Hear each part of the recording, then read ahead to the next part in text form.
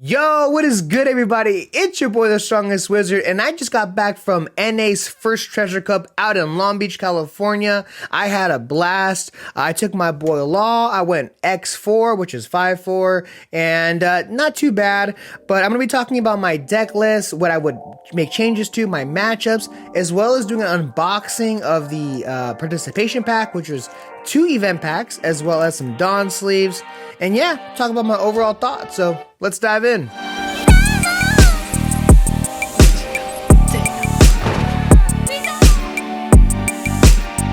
Alright, starting things off, we're going to talk about the deck list here and my matchups. I didn't write them down, but I kind of remember the order of what it was. It was a total of 9 rounds, and it was a very long day. Round 1, so like going into the event, I knew that obviously playing with Law, it's kind of an uphill battle because this deck you have to like not really miss a beat at all. You really have to be on top of your game consistently, never mess up essentially. It's very high skill ceiling, very difficult to pilot, but the payoff is insane. So talking about the 1-drops real quick, I have the generic 4,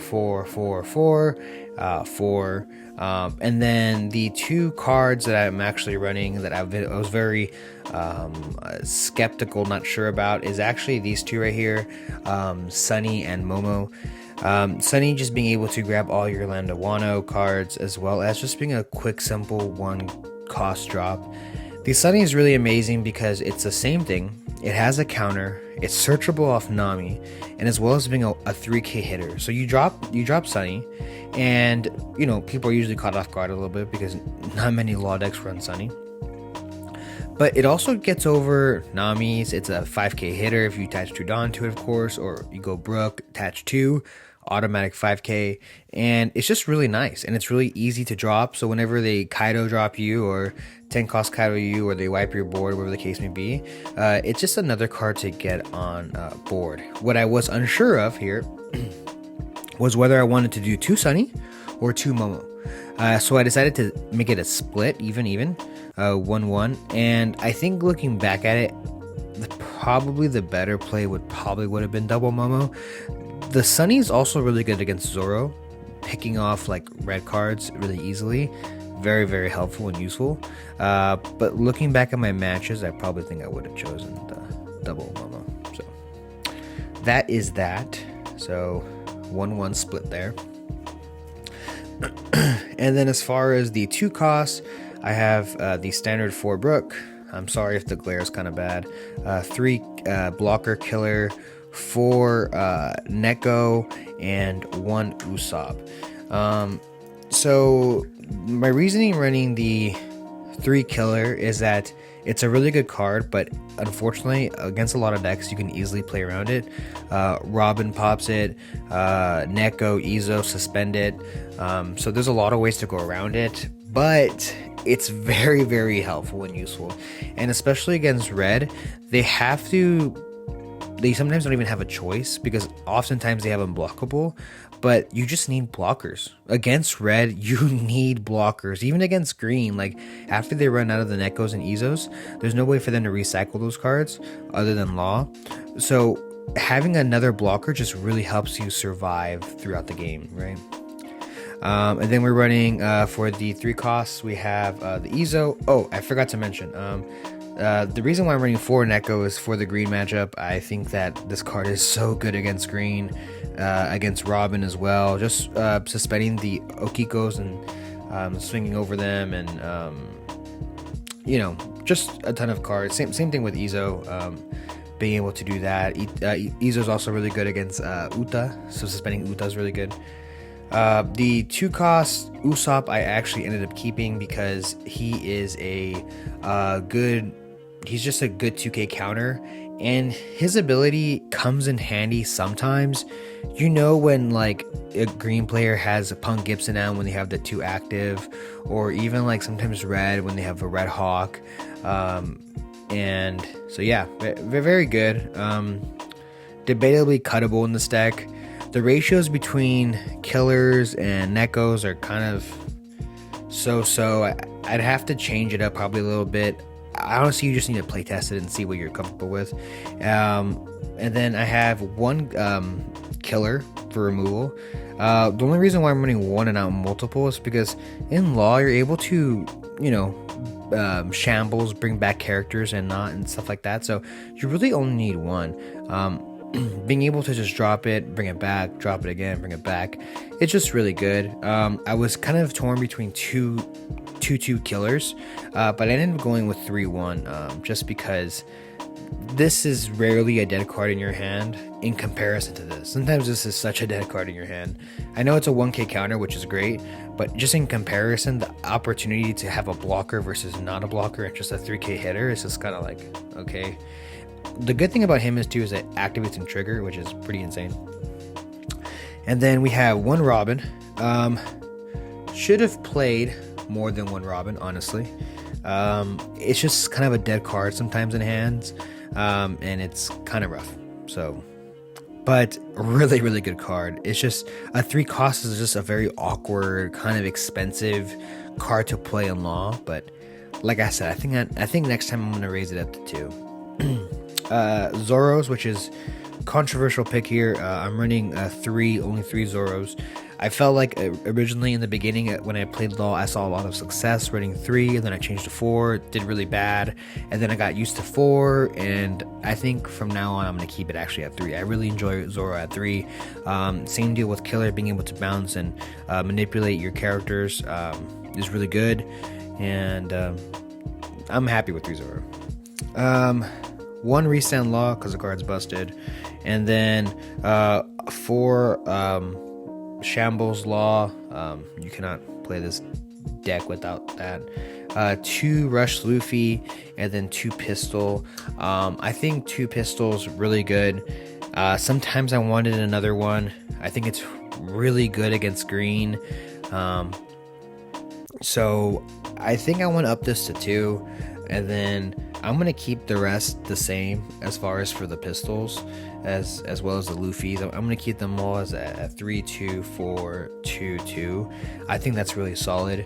But in the winning list, or the second place list at Long Beach, we saw that the Law player was actually playing with X-Drakes, which is really insane. It's a 5 cost 6k on play.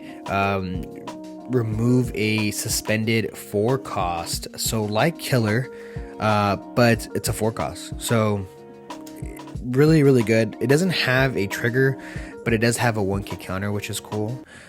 So I think I might give that a go just because. And throughout the 9 rounds, I pretty much played I played 5 kid decks and 2 Luffy and 2 Zoro decks. I literally played nothing but red and green, which is kind of funny. But yeah, I went 5 and 4 with this list, and honestly, I'm pretty happy with it. I'm not too sad about it, but not too bad. I lost against 2 red decks. I lost to 2 Luffy decks, and then I lost to 2 kid decks. And actually, no, I'm sorry, I lied. So I played 5 kid decks, and then I played 2 Luffy, 1 Zoro, and 1 red green Luffy. I know what you're thinking. The sad part about this whole story is that I did lose to the red green Luffy. Honestly, I had no idea what the card did at the time. I was like super caught off guard. It's like a worse Law, in my opinion. Being able to restand one of your characters for Dawn.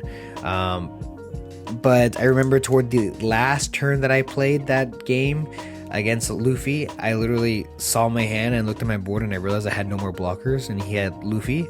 So I just scooped it up. Like there's nothing I could do. So I couldn't counter out of it, So the kid matchups were I was pretty happy with my kid matchups. I I've been having a hard time against Kid with Law, and I know everyone says that Law does good against Kid, but I want to be the first one to say that it is not an easy matchup. Like, people think it's like 70-30 Law favored. No way, dude. There's absolutely no way. They control the board just as well as you can, and yeah, they're unable to like manipulate their characters as much as you can, but they do still have access to Law. They have access to ACOS Kid, Hawkins. One of the matches that I played against Kid, like back to back, dropped 2 Hawkins, and I'm like, all right, I don't know what I'm supposed to do here with ACOS Kid. Like, there's no shot. Like, I literally have, and I guess that's where the multiple pistols come in. Like, if I had 3 pistols, maybe that might have done me a bit better. At the same time, though, I did end up pistoling an Okiko, which is, I think, even more important, because them suspending a Law on attack is just nutty. So anyways, that was it. Yeah, pretty happy with the results. So these are the sleeves. They're just I can open them to see. I think there's 10 sleeves. Yeah. Yep, they're just regular Dawn sleeves. There's 10 of them.